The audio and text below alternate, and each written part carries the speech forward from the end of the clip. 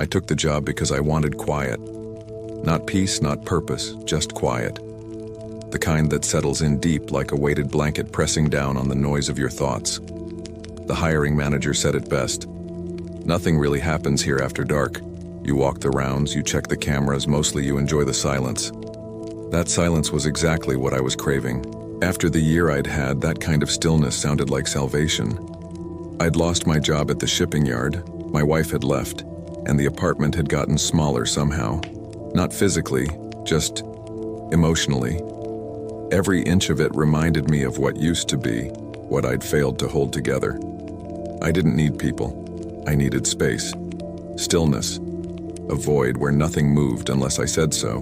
The museum was downtown, tucked between a derelict courthouse and a condemned bank, like a leftover memory of a city no one cared to restore. Its red brick facade and black iron gate looked elegant during the day and quietly menacing at night.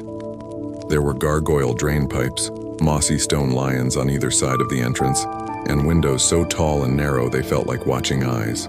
My first shift was uneventful.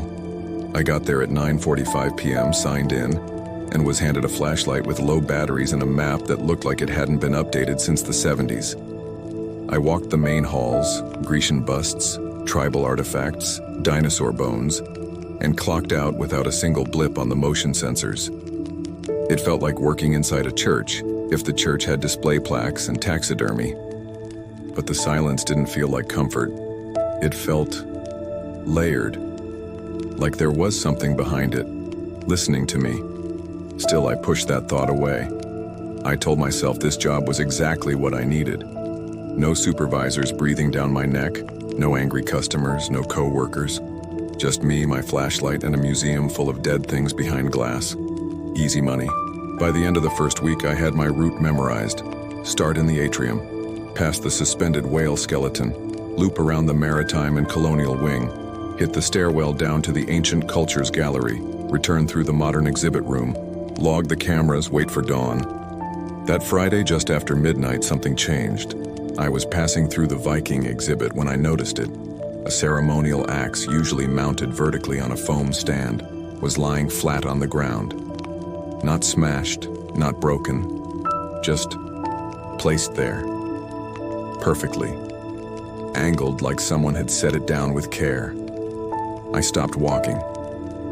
The glass display case was still intact. No cracks. The velvet rope hadn't been disturbed. It was like the weapon had materialized outside its case without the rest of the world noticing. I stared at it for too long. Eventually, I radioed it in like the manual says. Got a crackly reply from one of the tech guys who worked the day shift. It probably slipped, he said. Loose fixtures. Happens sometimes. But I'd seen that exhibit every night that week. That axe hadn't moved, I would have noticed. There was a weight in the air now, like static or tension just before a thunderstorm. It followed me all the way back to the front desk. When I sat down, I could still feel it behind me. Watching. Waiting. The next night, something else was off. The grizzly bear in the Natural History Hall had turned its head. Just a little. Maybe 10 degrees to the left. It wasn't a dramatic change, not like it was walking around, but it was different. I was sure of it. I even pulled up my phone, flipped through old photos I'd taken for fun earlier that week. In every one, the bear's glassy eyes stared straight ahead. Now they were looking at the stairwell. I didn't report that. I didn't want to be the guy who cried ghost bear and got laughed out of his job. Instead, I stayed quiet. Drank more coffee, made longer rounds, kept the flashlight on even in lit corridors. That Monday, the motion sensor started acting up. At 2:13 a.m., the east wing tripped. I checked the feed. Nothing. I walked over. Nothing. At 2:47, the ancient tools room tripped. Again, nothing. Then again at 3:12, and 3:40, and 4:05. Each time I patrolled the wing and found the exhibits untouched. But every time I entered those rooms, I had the same sensation, like the exhibits had just settled, as if they'd been moving a moment before I opened the door. I started testing myself, leaving items in exact positions, drawing chalk marks on the floor where artifacts stood behind the rope. Every night, something shifted. Not much. A centimeter here, a degree there, but always, just enough to unnerve. On Thursday, I walked past the medieval arms display and froze. The knight's helmet, a full steel great helm sealed in plexiglass, had fogged up from the inside. Condensation clung to the visor as though someone had exhaled deeply into it. I stared for a full minute.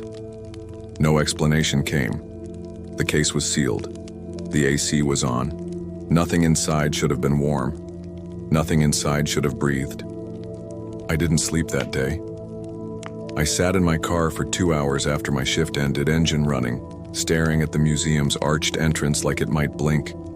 I told myself I was imagining things, that it was just stress or isolation, or maybe something in the air. But deep down I knew. The exhibits weren't sleeping when the lights went off. They were waiting. I decided to set a trap, not the kind you'd see in a movie. No string, no nets, no tripwires, just observation. I angled the dome cameras to cover blind spots. I placed a quarter on the ledge of the Egyptian sarcophagus, perfectly balanced.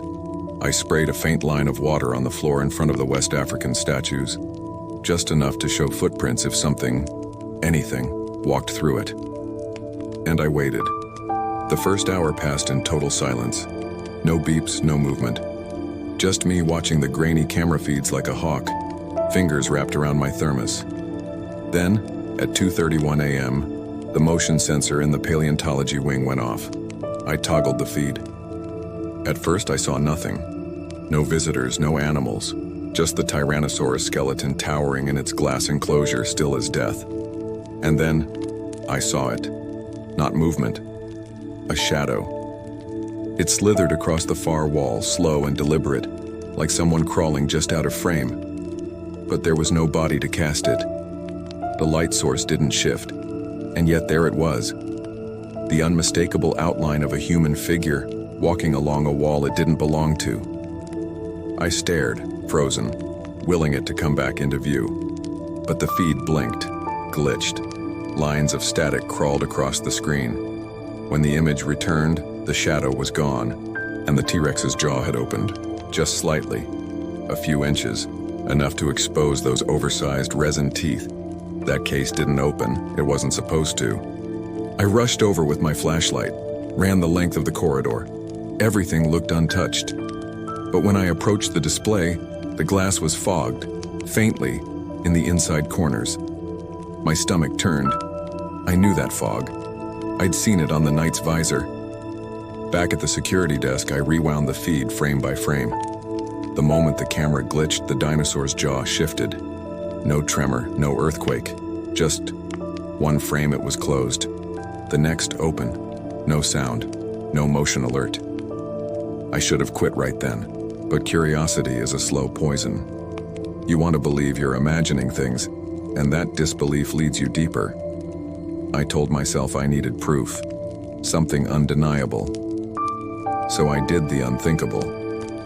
I stayed in the Ancient Cultures Gallery after hours, sat down on the cold marble bench in front of the Mayan burial display and turned off my flashlight. No cameras, no patrol, just me and them. The stillness felt like pressure.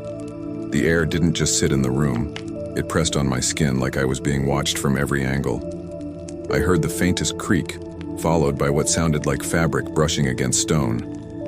I didn't dare move. Then came the whisper, not words, not language, just breath, like something exhaled behind me.